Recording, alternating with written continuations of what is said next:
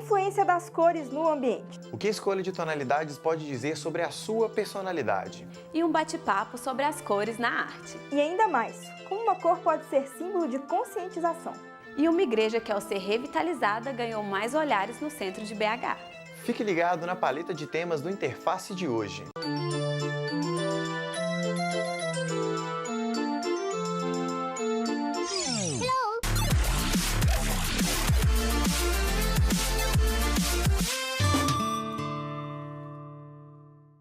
O estímulo à criatividade, à fome, o poder de te acalmar ou mesmo te deixar irritado, mas também de trazer um sentimento de paz. Essas características fazem parte de uma gama de sensações que as cores podem produzir dentro de um ambiente. Marcela, pode até parecer simples, mas as cores vão muito além da função de pigmentar e dar vida a uma parede. Uma sensação de leveza, tranquilidade ou talvez algo mais sério.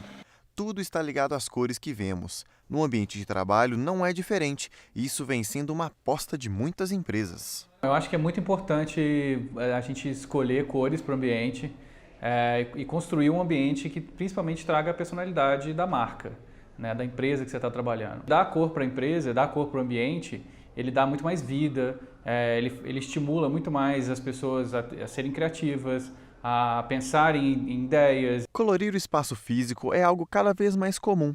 Empresas como a Google e o Facebook se preocupam com as sedes delas e fazem de tudo para deixar os ambientes mais coloridos e descontraídos, com cores mais vivas e identificadas com a marca, criando uma forte ligação com os funcionários.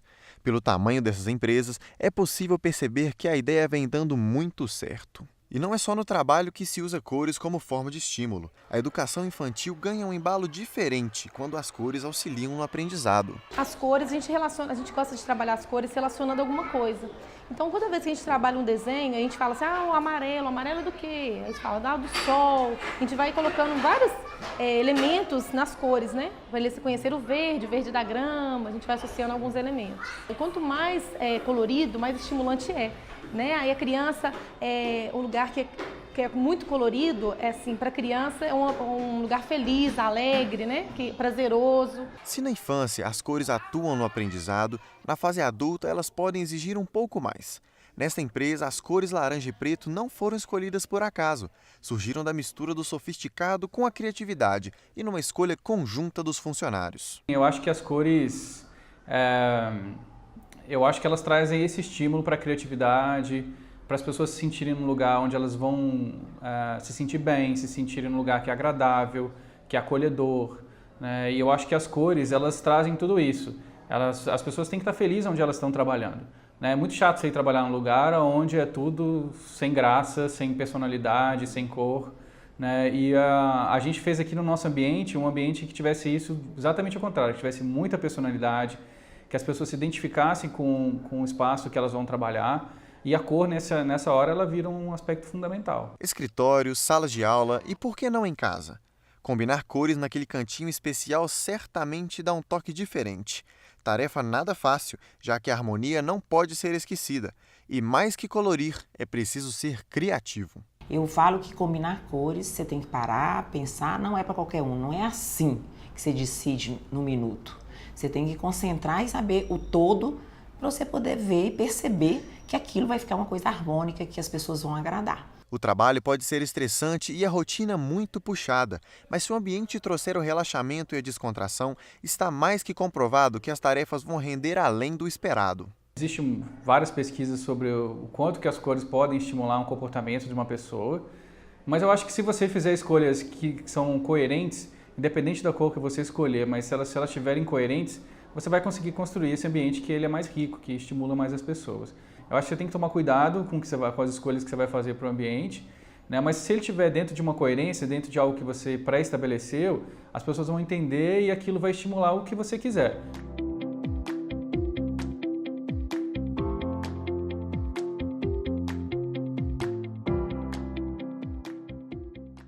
A cor é uma das personagens principais da publicidade, do marketing e da psicologia. Mas no bate-papo de hoje, ela vem para dar vida ao campo das artes.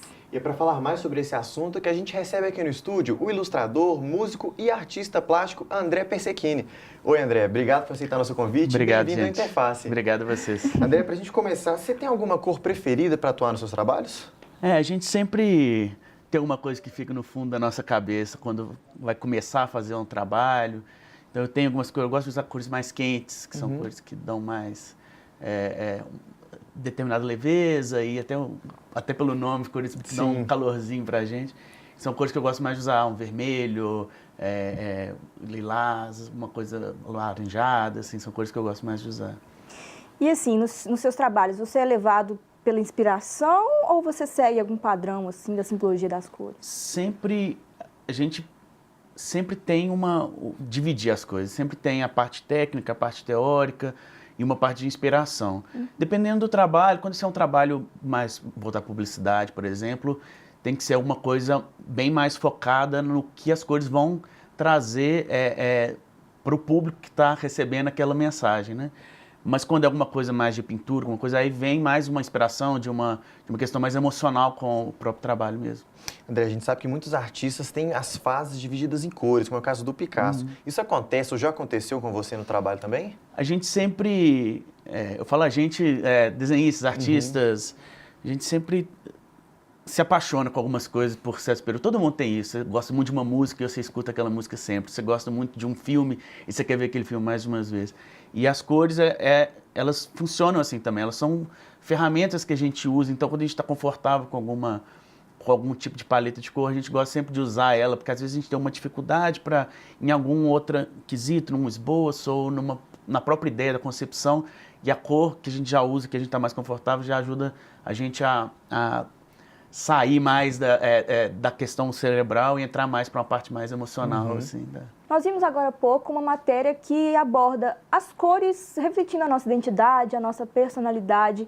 No momento que você está fazendo os seus trabalhos, os seus projetos, é algo que reflete o seu humor naquele momento ou uma coisa que está passando na sua vida? Sim. A gente, como sociedade visual, a gente sempre tem as formas, as cores, as luzes, as sombras como reflexo do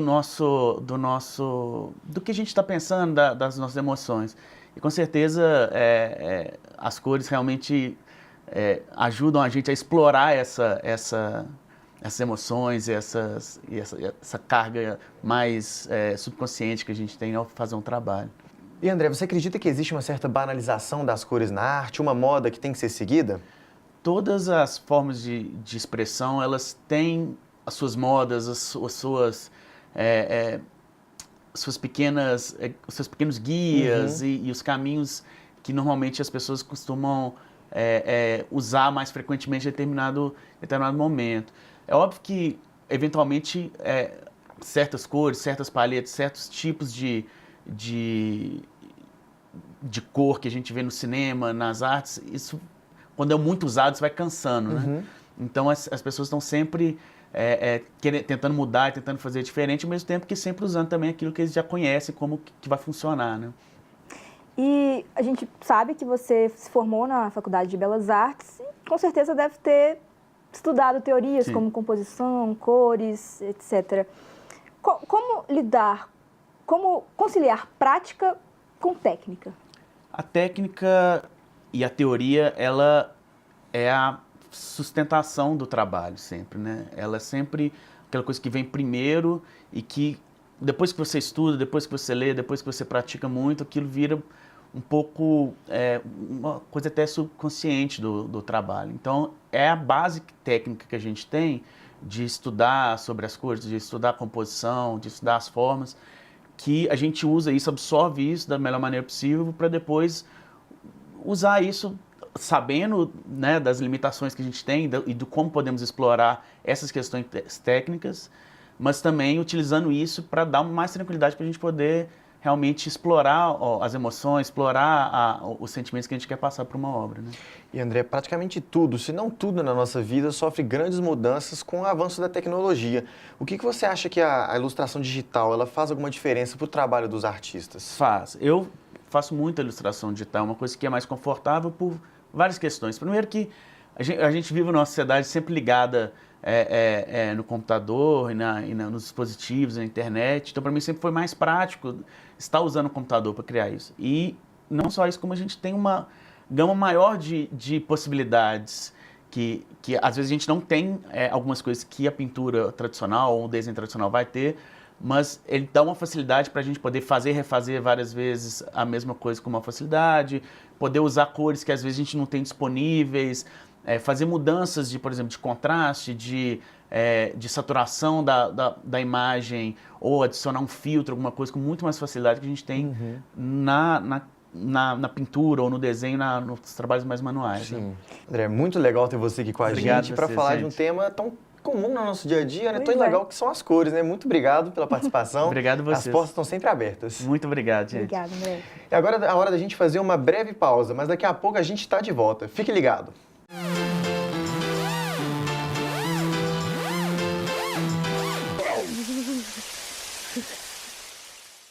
Eu fiz um apartamento no JK que ganhou um prêmio internacional e ele é colorido.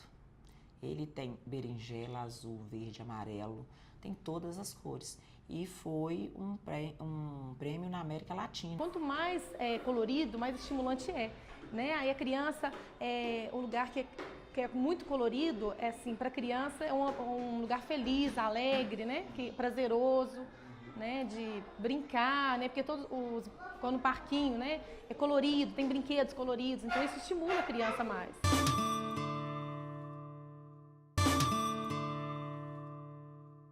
Pode até parecer que quando compramos ou vestimos uma roupa, seja apenas uma escolha aleatória do nosso dia a dia, né, Marcela? É verdade, Sanches.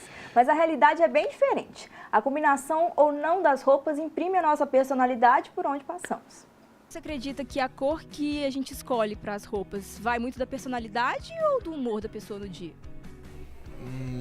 Vai muito da personalidade. Vai da personalidade e do humor, tipo assim, é a junção dos dois. Tem dia que você usa cores mais claras e tem dia que você tá mais para baixo, você usa cores mais escuras. Eu acredito que é muito da personalidade, mas também do humor. Mas não necessariamente, porque não é porque eu uso um preto que eu não tô bem naquele dia. Eu acho que dos dois. Acho que é mais do humor. Dependendo do humor, eu coloco uma cor mais alegre, às vezes mais escura, depende. Seja por humor ou personalidade, a escolha da cor de uma roupa diz muito de uma pessoa e da imagem que é passada para as outras, ainda que de forma inconsciente. A cor ela sempre foi uma opção minha, pessoal, né, da vida inteira. Eu sempre gostei de coisas coloridas e roupas coloridas.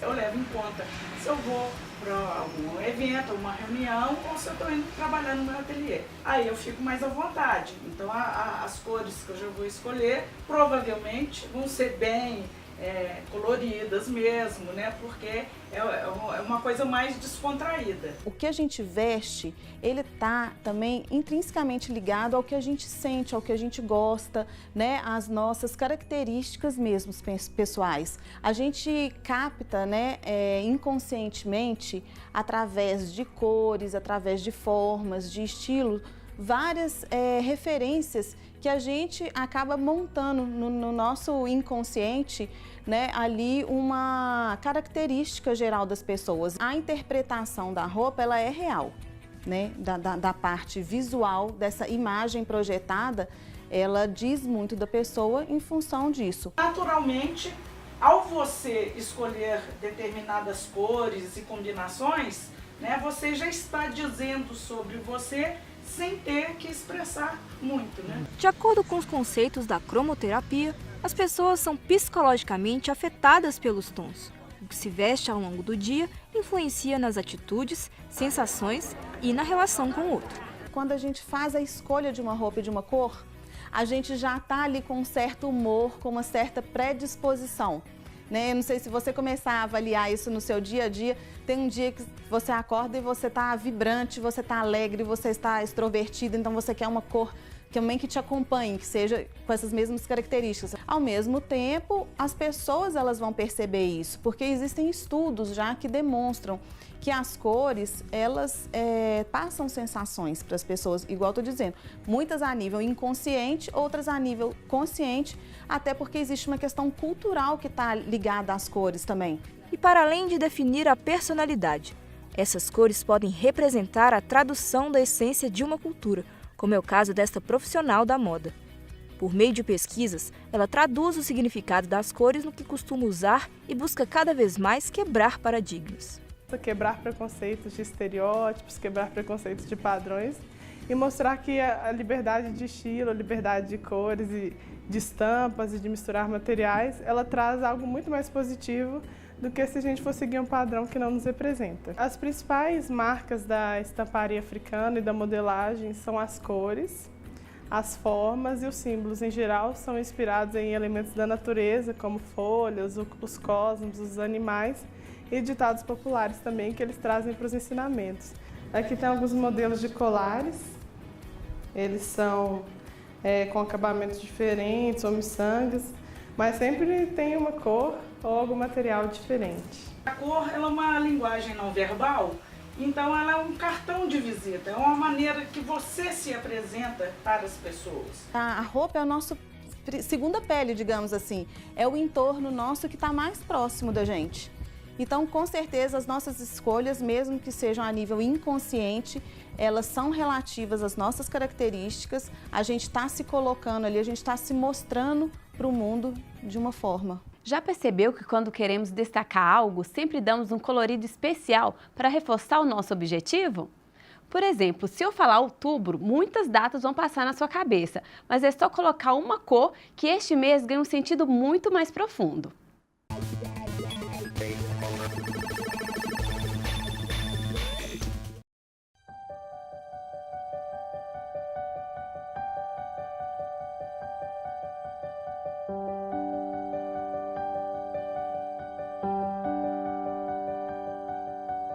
Meu nome é Lília Evangelista Araújo, eu tenho 55 anos, eu sou procuradora da Fazenda Nacional.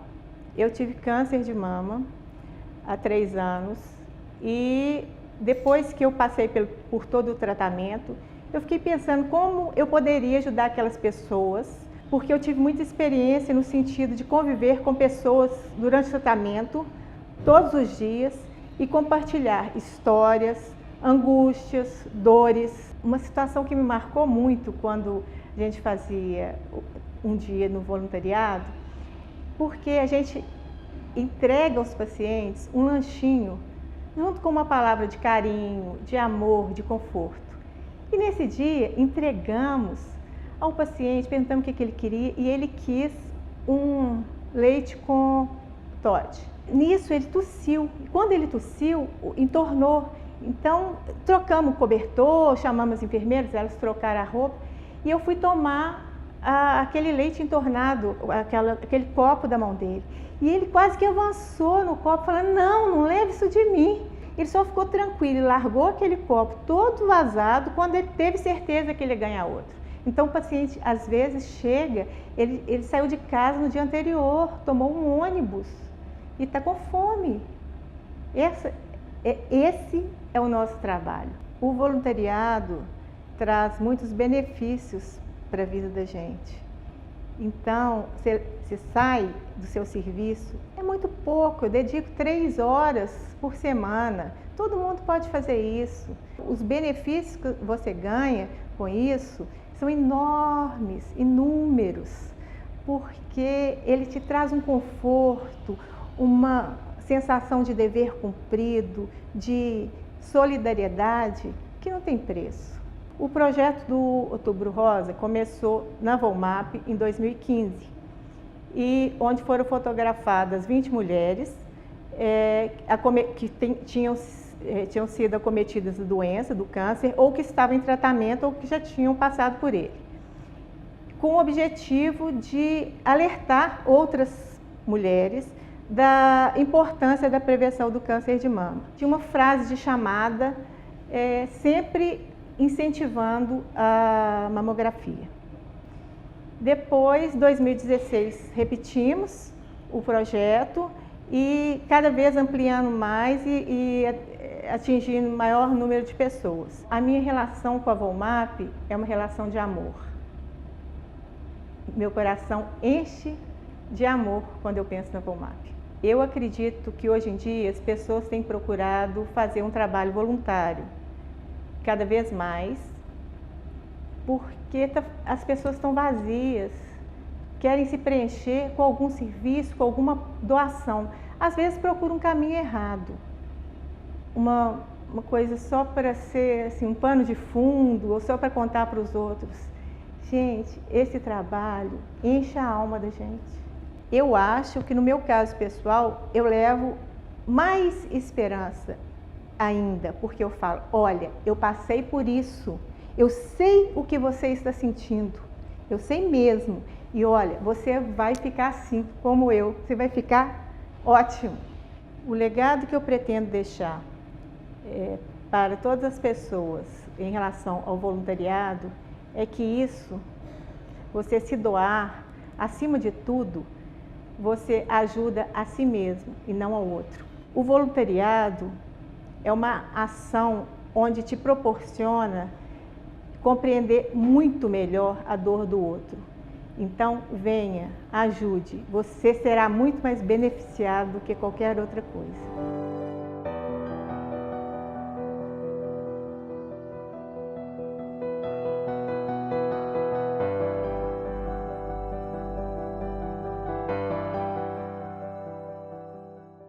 Os tons pastéis de uma tradicional e centenária igreja no centro de BH deram lugar à paleta de cores mesclando tons de azul, amarelo e marrom com simbologias que vão além do colorido.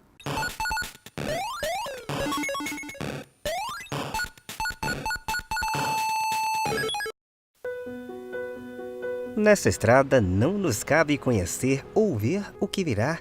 O fim dela, ninguém sabe ao certo onde vai dar. Vamos todos numa linda passarela de uma aquarela que um dia, enfim, descolorirá. Sem melodia, fica mais difícil identificar, mas a aquarela é a mesma, idealizada por Toquinho. E se não sabemos o que reservam nossos caminhos, que ao menos tenhamos um percurso mais colorido e que já comece nos pequenos sinais, projetando para uma arte em forma de monumento. A Igreja São José, localizada no centro de BH, que passou a estar no centro das atenções há cerca de 3 anos. O motivo? Cores modernas? Talvez, pois essas são as originais, sufocadas por décadas e descobertas em registro centenário. Tem nos arquivos internos nossos aqui da paróquia.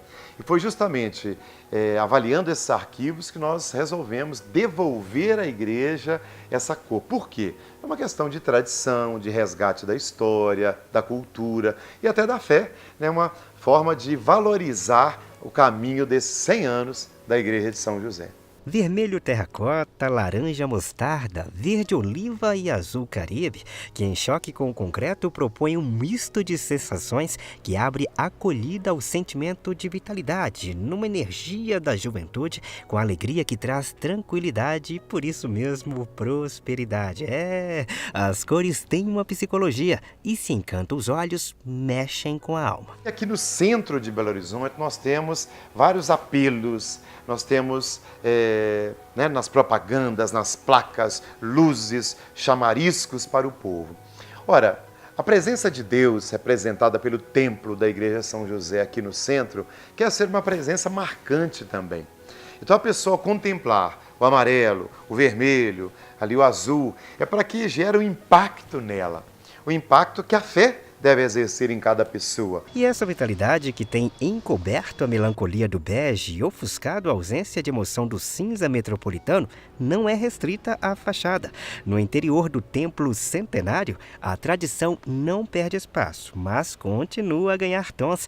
Na mescla de luzes que invadem o escuro, surge um ambiente que instiga emoções. É impossível ficar sem reação nenhuma diante daquelas cores. É isso que elas querem, gerar perguntas, gerar questões, gerar incômodo, para que a pessoa possa parar, contemplar e ao mesmo tempo refazer dentro de si o caminho da fé. Esse é o objetivo de cores assim tão fortes, tão significativas. Herança de uma arquitetura eclética com influência neogótica de Edgar Nascente Coelho, o projeto ganhou corpo com as cores trabalhadas pelo artista alemão Guilherme Schumacher.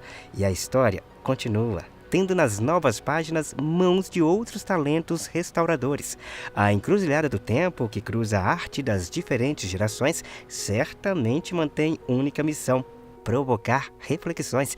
E para uma igreja que recebe 1.500 pessoas por dia e 5.000 aos fins de semana, os impactos nos fiéis vão muito além de uma bela vista na Avenida Afonso Pena.